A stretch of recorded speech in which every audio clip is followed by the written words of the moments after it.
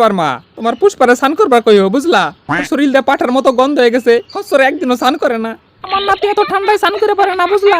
স্নান করে পারে না মানে আমার পোলায় কালকের থেকে স্নান করবো বুঝলা কালকের থেকেই মিশা কথা কও মিশা কথা একদম কইও না বুঝলা খসরে একদিনও স্নান করে না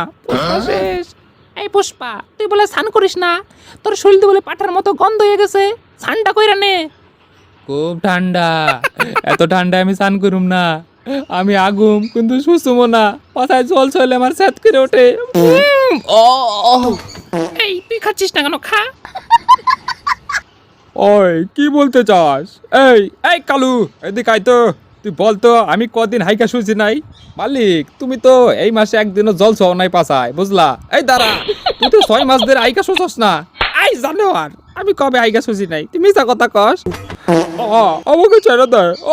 পারিস না কাকা ও হাইকে শুছে প্রত্যেক দিন শুছে আমি মাফ করে দেন আমারে মিছা কথা কইছি এদিকে বল ও মাসিমা প্লিজ ওই হাইকা শুছে আমার মাফ করে দেবার কও আর পাশা দেখার পাশ বেরে দিবি আমি হাগুম কিন্তু আমি সুচুম না শালা বলেন কি